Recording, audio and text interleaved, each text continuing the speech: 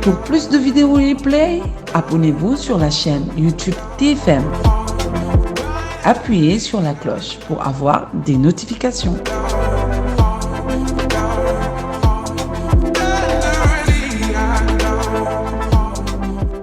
dinañ ci waxtaan ak Babacar Diagne léegi dañuy dalal Seydi Gassama moom mooy directeur exécutif bu Amnesty International section Sénégal maa ngi lay nuyu Seydi Gassama. maa ngi lay nuyu Binta di nuyu Barthélémy. téléspectateur sama jaam bi tey moo ma ñëw gunge si. maa ngi lay nuyu Barthélémy. maa ngi lay fay Binta Diallo di nuyu téléspectateurs yu Télé Futurs Médias.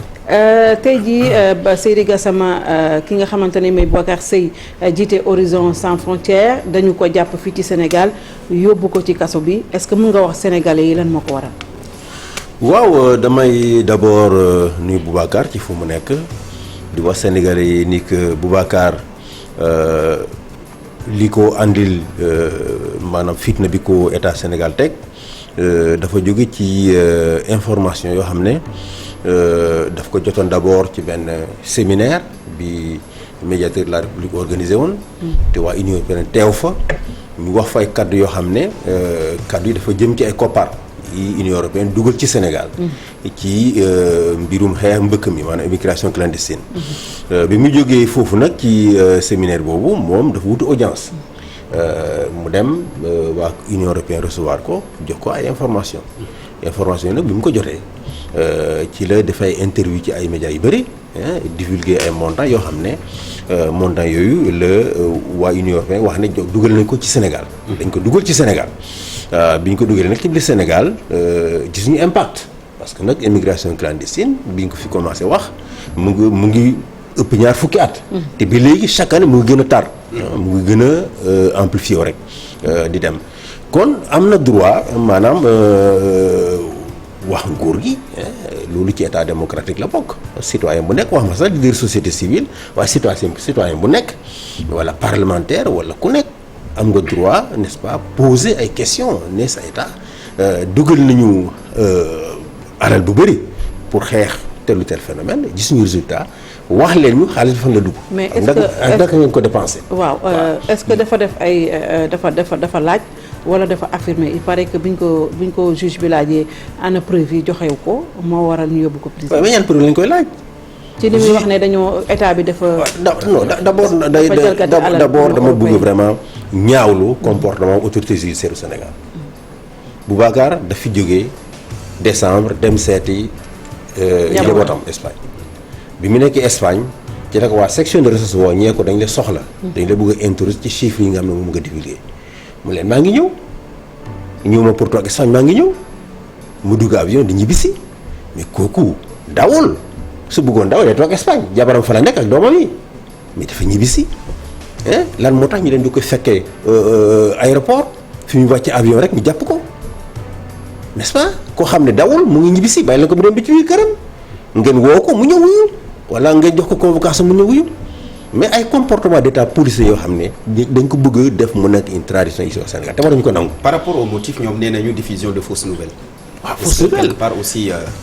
léegi je crois que li ñu mën a wax mooy bés bi ñu demee tribunal ci àtte bi état Sénégal dina prouver ni que moom lu mu wax fausse nouvelle la parce que moom ay chiffres la jot ci Union européenne chiffres yooyu la divulgué man wax na ak moom plusieurs fois. wax na ak ñoo xam ne ñoom ñoo bokk organisation ak moom fekkoon audience bi ak moom nee nañu chiffres yi mu wax Union européenne moo leen ko jox te Boubacar dugal na information benn clé daf ko dugal ci clé non daf ko dugal ci clé USB jox leen ko pourquoi c'est pas authentique daf ko dugal kon Union européenne moo ko jox information moo ko jox nee na dugal na ko ci clé USB jox leen ko jox ko kan waa section de recherche ñoom ñoo doon enquête kon ñu gis ñu. mais l'authenticité du document également. mais quelle authenticité on peut pas fabriquer un document de l'Union européenne on peut pas fabriquer c'est pas possible dans tous les cas ñëpp xam nañu ne alal dugg na fii alal bu bëri ci immigration clandestine depuis 2005 waxuma ci nguur gi rek. alors d'ailleurs am na benn étude boo xam ne fondation Boll def naa moo ko mën a woon boo xam ne on dit clairement que il y a 200 milliards yoo xam ne dugg nañu ko dugg na fii ci biir Sénégal pour xeex immigration clandestine waxuma lépp jaar na ci loxo état Sénégal parce que am na ay coopération bilatérale yoo xam ne ay agences italiennes espagnoles ak yeneen ñoom ñu nekkoon chef de file de ces projets là mais alal bi dugg na quand même ci xew immigration clandestine ci biir Sénégal ana résultat yi est-ce que quelque part aussi nit bu demee bay porter ces genres d'accusations jëmee ko ci nguur jaaduwul nga armé wu nga yor preuve yëpp. mais il a des preuves mais il a des preuves il a remis les preuves. mais ku am preuve dina la yóbbu kaso aussi. il a des preuves. ça l'état maintenant du mu prouver état bi moo ñu war a prouver que le mu wax du dëgg. donc da nga jàpp ne parce que d'abord xam nga lan la.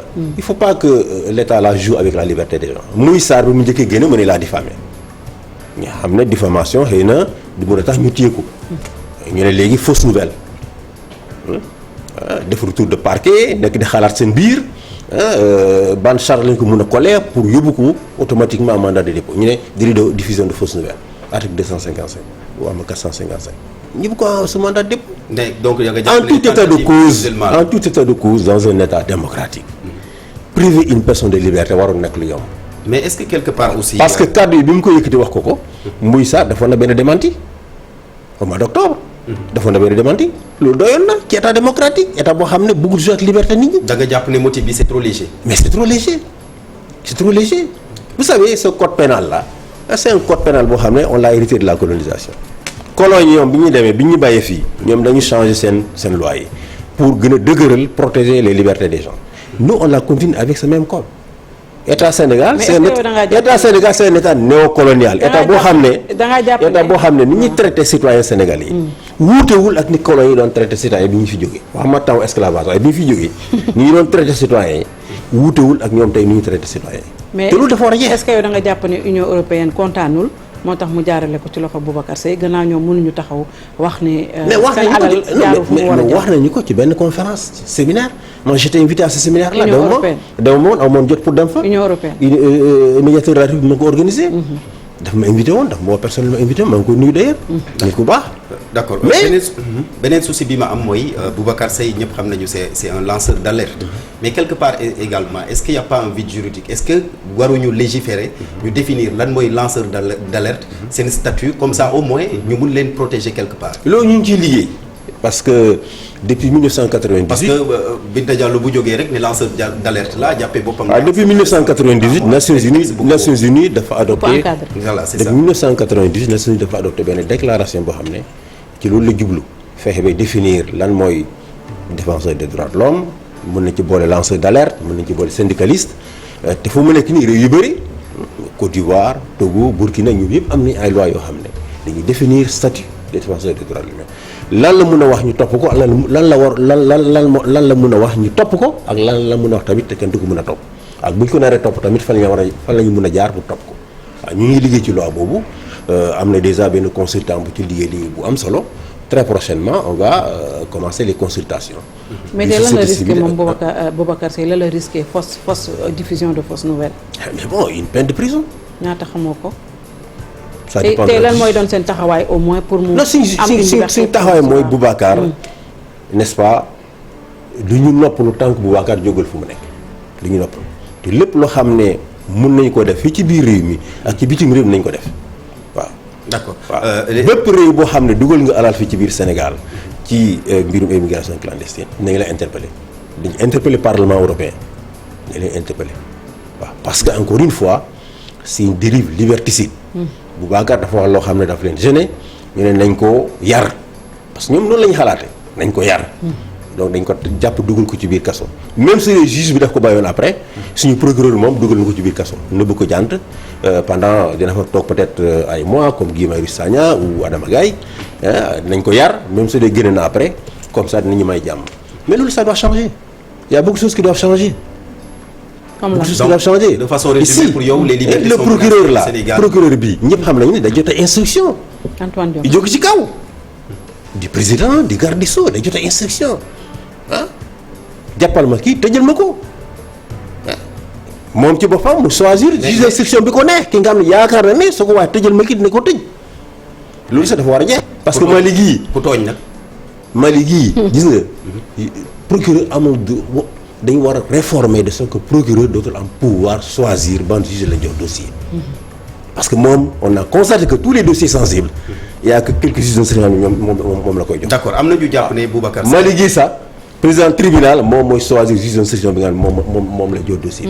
du procureur mooy choisir. ok am na ñu jàpp ne Boubacar Seye warul woon dem instruction dañ ko waroon arrêter en flagrant délit vu que sa santé n'est pas. mais absolument il y a beaucoup de gens parmi ñi wax fi tey ci pouvoir bi nekk fi di wax jamono Abdoulaye Wade on les accuse de diffusion de fausses nouvelles mais en 2-3 jours dañu leen jugé flagrant délit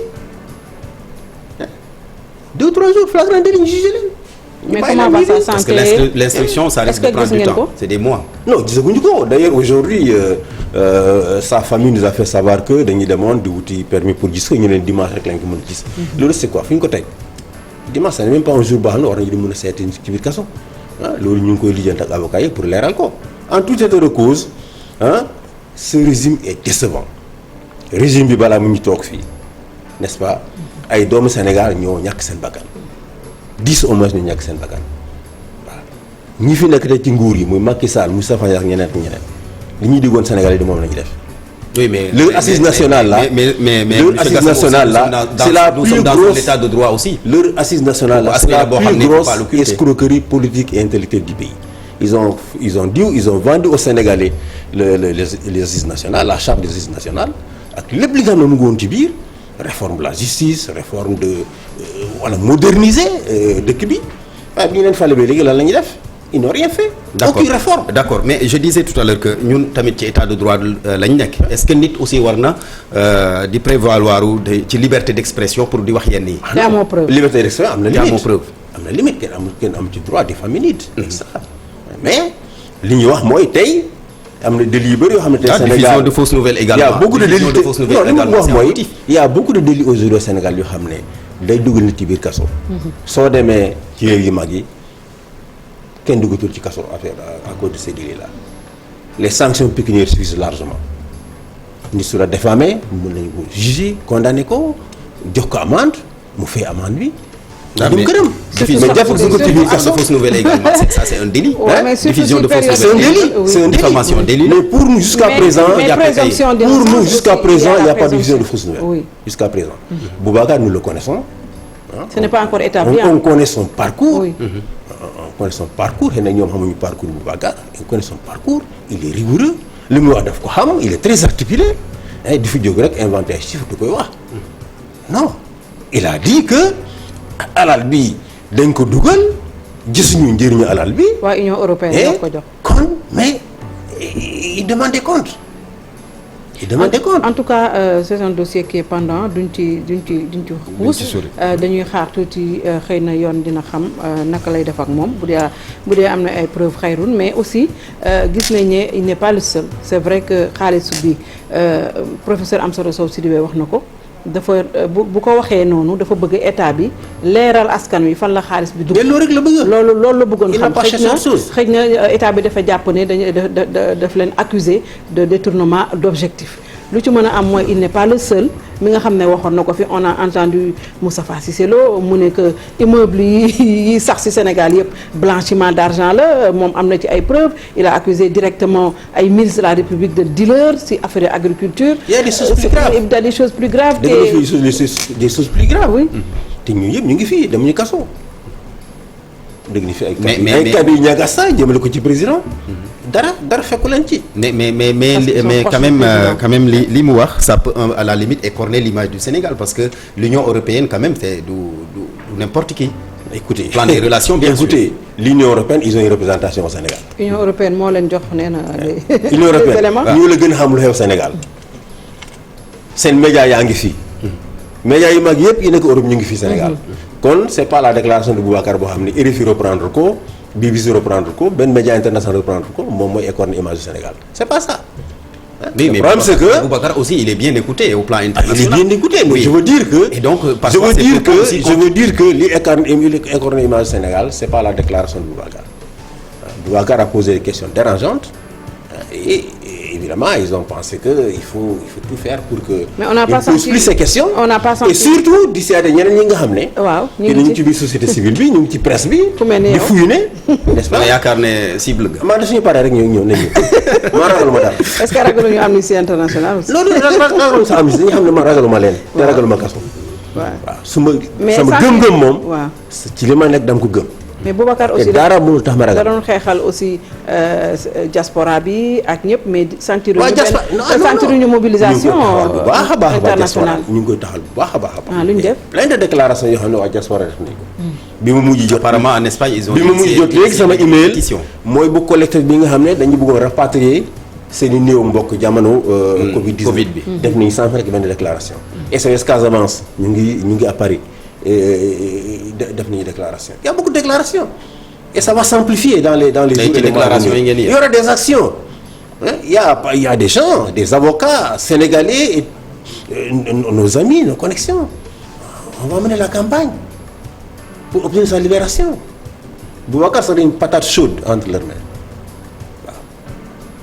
Et on ne laissera pas passer. Du ñu bàyyi ñu Boubacar duñu ko mës a bàyyi. nañu xeex ba mu jóge fa. et si ça te bu ñu xalaat ne mën nañu détourner et ils vont pas nous détourner parce que affaire Boubacar ça peut être une stratégie de nous détourner des autres problèmes qui se posent dans le pays.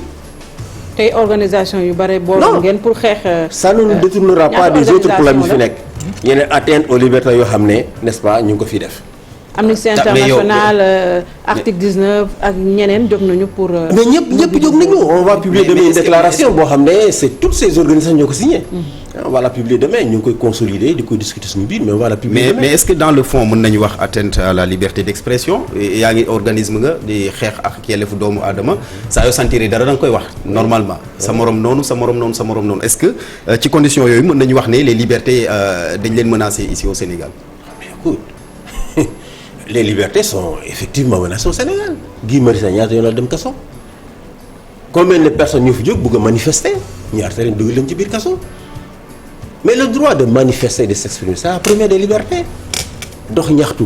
mais nit ñaa ngi manifester de. nit ñaa ngi manifester. mais quand même ñaar ñu manifester ñu interdire ni ñett sañu autoriser ñaar ñu manifester sañu bàyyee ñaar. organiser ñu manifester. ah mais est-ce que mën nañu autoriser ñëpp également ñuy marche aussi. mais écoute on est en démocratie da on peut pas marcher à tous les coins de rue de Dakar. non mais c'est pas à tous les coins de rue de Dakar que les gens marchent. fekk nañu dëmb Abdoulaye bi mu ñëw au pouvoir en 2000. sama bureau bi mu woon centenaire da nga gis 3 ou 4 personnes ñuy manifester ñu encadré ñu manifester. c'est vers 2007 bi mu commencé am problème c'est son parti qui l'a commencé nag. dissoudre son régime mais en 2000 au début des années 2000 les marches les foulards rouges c'était la règle.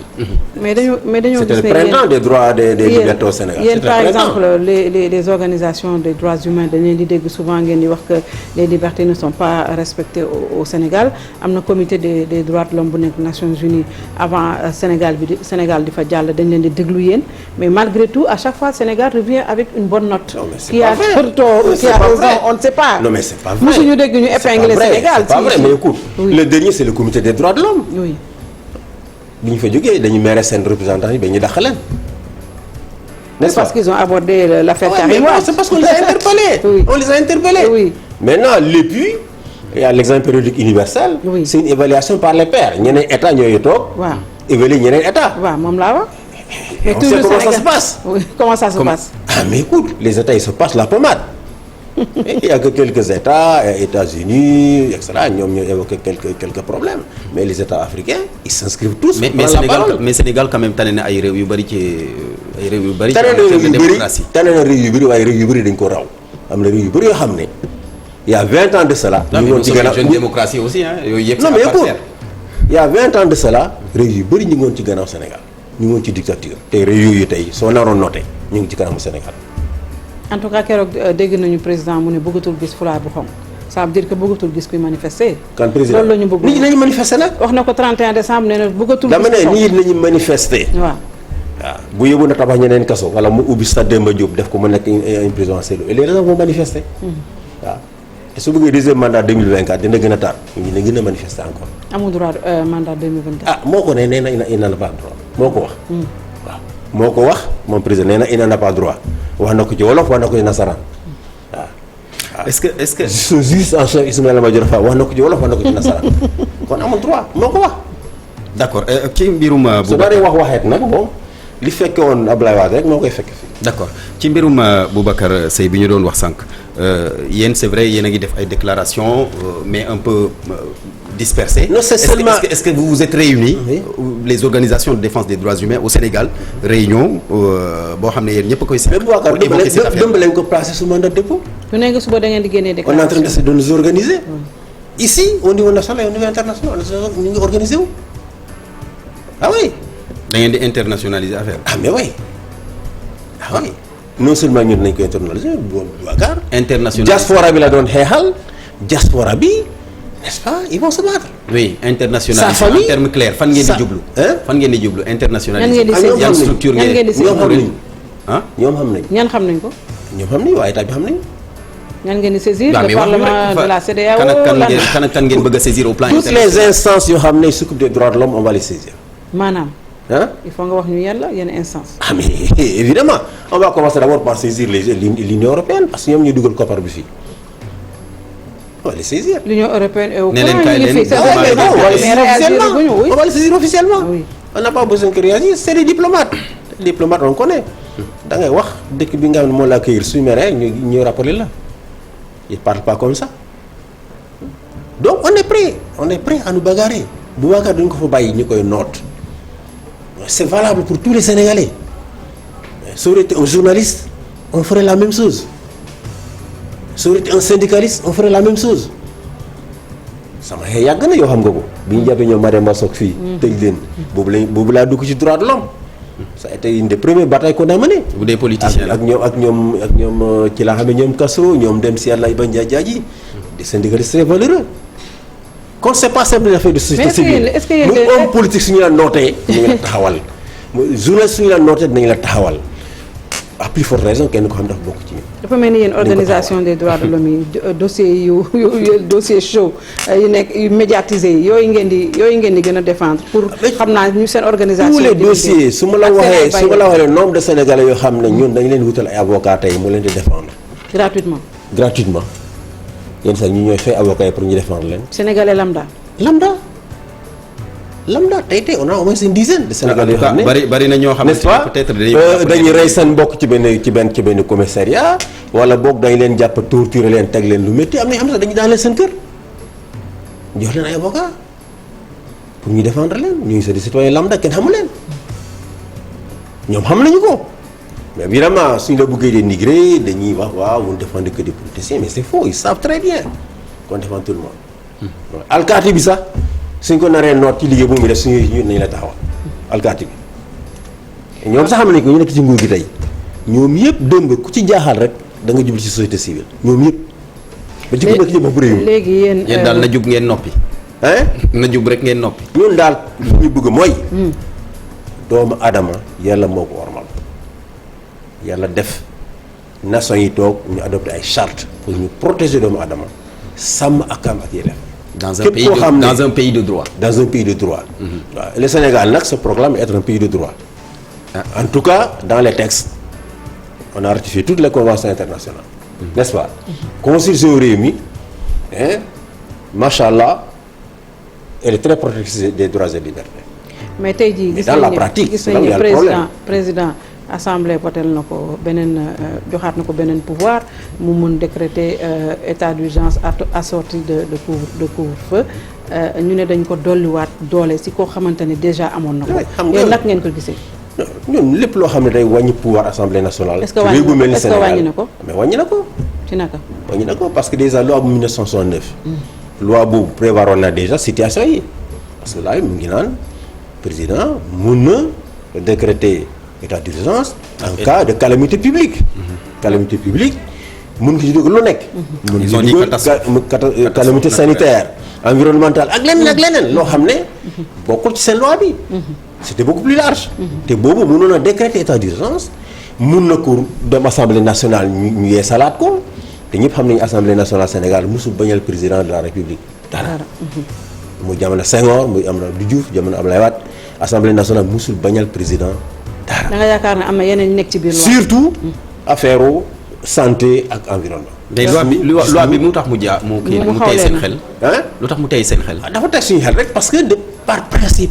seen njort ci l'équilibre des pouvoirs dafa bokk ci li nga xam ne moom mooy doxal démocratie. l'équilibre des pouvoirs or constitution réew mi dafa jox déjà président ay pouvoir yu bëri. pouvoir yu tuuti assemblée nationale am exercer wuñu ko parce que moo fa am majorité lu mu digg rek ñu def ko. déjà de facto n'est-ce pas président moom mu ilif assemblée nationale parce que li mu bëgg dañ koy def. ku ko deful prochaine élection doo def ci liste bi. parfois aussi l'urgence mooy tax yenn procédures yi duñ ko mën a suivre ba mu egg. oui mais man urgence. catastrophe mbas mi mu amee bi mu wootee. mais wooteel nañu ko. assemblée nationale lañ convoqué njëriñ la wooteel ko. alors il n'y avait pas de raison pour nous de modifier cette loi. sur une minute parce que jeex na Trump dem na naka ngeen gisee départ am. je crois que vraiment c'est l'espoir ou pas? Vraiment c'est une nouvelle ère. Qui s'ouvre dans les relations internationales. Trump lépp loo xam ne nation réew adduna yi dañu daje woon defar ko ensemble depuis 1945. lépp la yàq. c'est vrai que mondialisation bi. dafa doon dem de tous les côtés n'est-ce pas côté boobu moom ñëpp àndoon nañu ak moom mais mondialisation bi dañu ko war a contrôler. mais par rapport ay sujets yu bëri la question palestinienne ça a été une catastrophe la question des réfugiés. Trump mooy nit koo xam ne des réfugiés arrivent à la frontière des États-Unis nga ànd ak say doom ñu jàpp say doom yóbbu leen fële yow ñu jàppale yóbbu la fële. parfois ñu expulsé la ba fa say doom mais avec Biden am ngeen njort bu rafet. non on a beaucoup d'espoir que Biden tant que Obama daan doxal moom lay doxal même si Obama c'était pas parfait. d'accord mais au moins tant que Obama doon doxal moom lay doxal. ñoo xaar bët set. jërëjëf Seydi Gassama maa ngi lay gërëm bu baax di gërëm Barthélémy Ngom. dañuy daal dem publicité.